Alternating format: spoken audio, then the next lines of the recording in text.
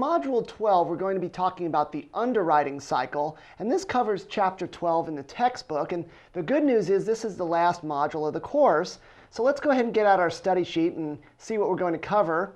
We're going to talk about the underwriting cycle, just not only the phases of the cycle, which include a hard market and soft market, but also the various influences on the underwriting cycle. The financial influences such as investment income, insurer capacity, return on equity, and cash flow. We'll also talk a little bit about general economics, including the laws of supply and demand. So let's go ahead and get started.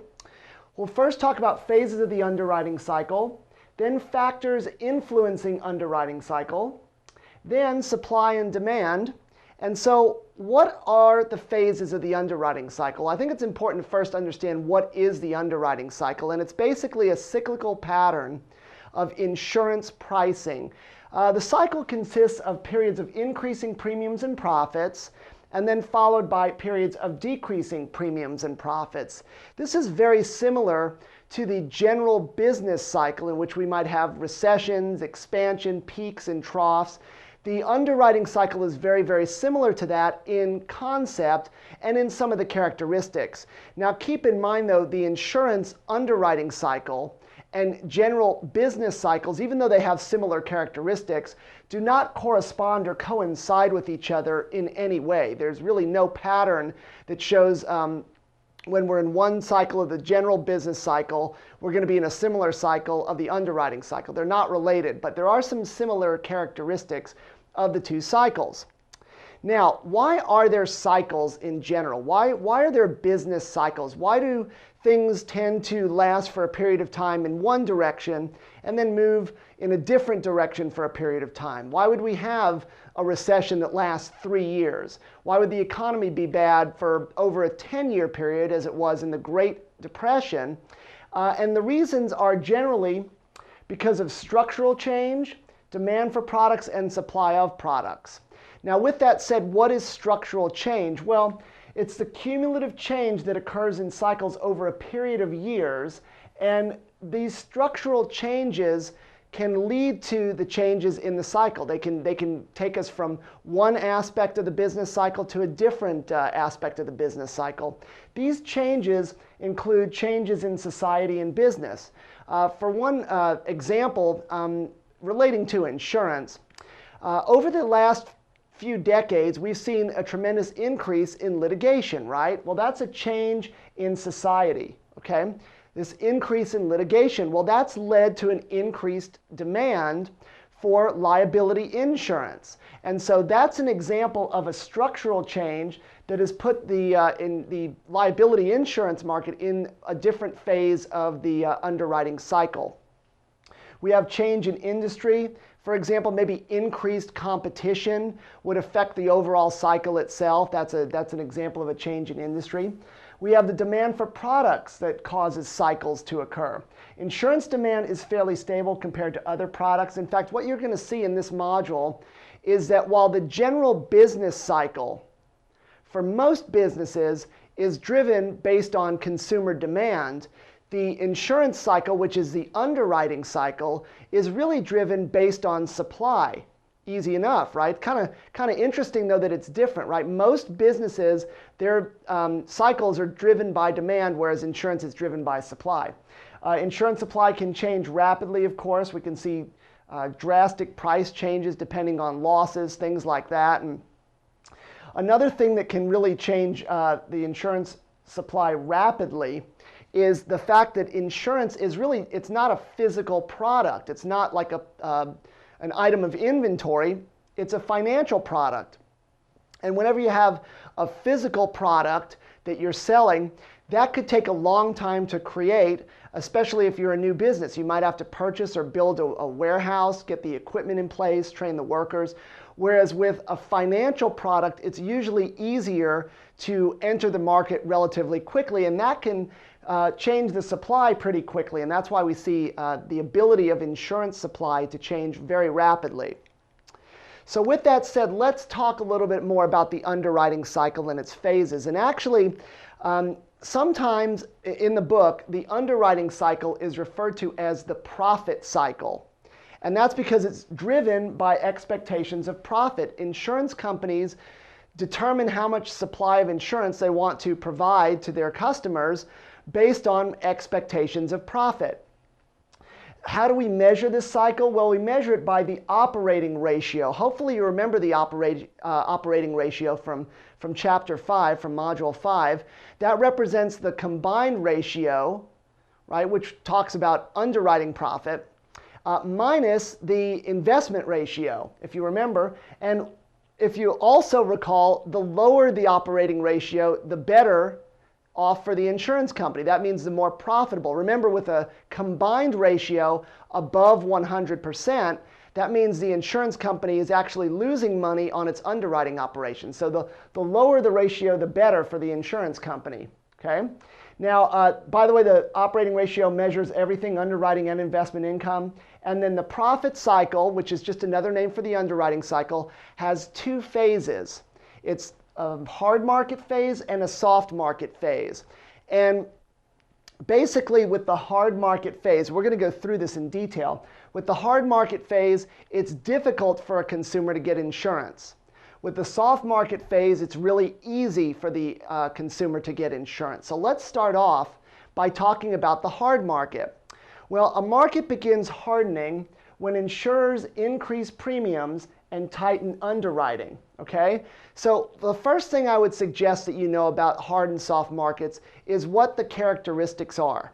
The next thing I would suggest you know about hard and soft markets is what are some of the responses that insurers give, and what are some of the things that they do when the market is in a certain phase of the underwriting cycle. So when a market is hard, what are some of the insurer responses in that situation? Well, let's first talk about the characteristics of the hard market. First of all, there's increased premiums, tighter underwriting, competition declines, increased profits for the insurance company, and that's measured by a decreasing operating ratio. Remember, the lower the ratio, the more profitable the insurance company is. And then, of course, buyers have a hard time obtaining coverage. So with a hard market, it's hard for buyers to obtain coverage. So it's definitely a seller's market, isn't it? The hard market is a seller's market. Now, with that said, what we typically see as the market is getting more and more hard for consumers to buy insurance, we see a decreasing operating ratio, and eventually that operating ratio will bottom out, and that's called a trough. Once the operating ratio bottoms out, it starts to increase, go up, and that's when a soft market begins. That's when the market begins softening. So what do insurance companies do during a hard market? Well, remember, as I said, a hard market is a seller's market. That definitely favors the insurance company. And let's think for a second now about the housing market. Now, there were times, especially during the 90s, when the housing market was a real seller's market. Housing prices were going way up, weren't they? And so if you were selling your house, you might be tempted to increase the price, get some more money, right? You might be tempted to be a little more selective and so forth. And a similar mindset also happens in a hard market with insurance companies. So let's say we're in a hard market, we're an insurance company. What could we do? Well, since it is a seller's market, we could increase premiums, right? Increase our profit, lower our operating ratio, review and evaluate current reserves. Maybe we can revalue those reserves, giving us maybe even a little bit less capacity to write insurance because we don't need to write as much. We can restrict coverage. How do we restrict coverage? By tightening up our underwriting standards. We can restrict the number of producers that are representing us, so we're not having as many people out there selling insurance. We could, of course, also increase our staff to help us manage our business that's out there. And another strategy is, of course, re-underwriting. For example, we could not renew all of our policies. We can impose deductibles, surcharges to existing policies, things like that. Remember, it's a seller's market in a hard market, and things are looking pretty good for the insurance company. So we can use these strategies to increase our profitability. Now, of course, if you understand hard market, you should know that the soft market is the exact opposite, and it represents a buyer's market. So what we typically see during a soft market is decreasing premiums, increased competition, looser underwriting standards. Remember, it's easier for a buyer to obtain insurance during a soft market. We see profits decreasing for the insurer, and the insurance companies sometimes lose money. Okay? We see an increasing operating ratio. Remember, that's a bad thing. And then, of course, if the operating ratio keeps going up, eventually it's going to reach a peak, and then it'll start turning down again. And when it starts turning down again after reaching that peak, that's when the new hard market begins. Okay? So this cycle just keeps going. You know, we'll have a soft market. Sometimes we'll have a soft market for many, many years, and it'll switch to a hard market for several years. And these markets are influenced, or these cycles are influenced by the various events: structural change, supply, demand, and so forth. Now, let's say we're an insurance company during a soft market, which means it's a buyer's market. What are some strategies in a soft market? Well, we could lower our premiums and loosen our underwriting standards. Even if it means taking a loss, we might want to loosen our underwriting standards so we can maintain our market share. We can expand coverage. We can offer specialized products or even offer some rate credits to try and drive business. We can reduce our staff to try and save money. Okay? We can maintain our existing premium levels and sustain a loss in market share if we wanted to do that. So there's a lot of things that we can do, but certainly it's not a great time for the insurance company, is it? We don't really particularly like soft markets. Of course, even during a soft market, if we're losing money on our underwriting operations, there's still a chance that we'll be profitable, because remember, insurance companies generate a lot of their money through their investments. So let's do a practice question. The underwriting cycle consists of a hard market and a soft market. Which one of the following represents a characteristic of a soft market? Now remember, the soft market represents a buyer's market. So what about A? Re-underwriting occurs. That's false. That would be something we'd see in a hard market when a company is trying to tighten its underwriting. What about B? Competition is intense. Well, in a soft market, competition is intense, so B is the answer. What about C? Profitability is increased. That's not true during a soft market. During a soft market, profitability decreases. We even see some losses. What about D? Underwriting standards are tightened. Not in a soft market, they are loosened, so B is our answer. How about this one? The insurance industry has been experiencing reduced competition, difficulty in obtaining coverage, and increased profitability. One strategy for an insurance company in this market would be to what? And once again, we have to figure out, is it a hard market or is it a soft market? Well, when we see difficulty in obtaining coverage, that tells me it's a seller's market.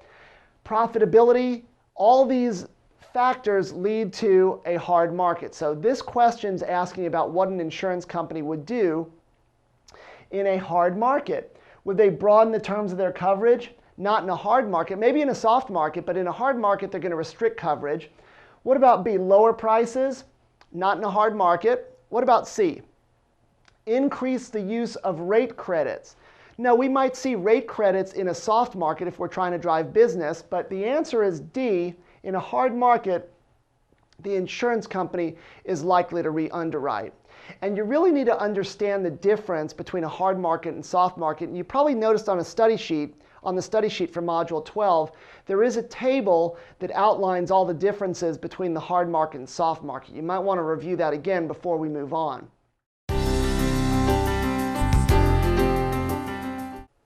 So now let's discuss some financial factors that influence the underwriting cycle. And profitability influences the underwriting cycle. That's why sometimes it's called the profit cycle.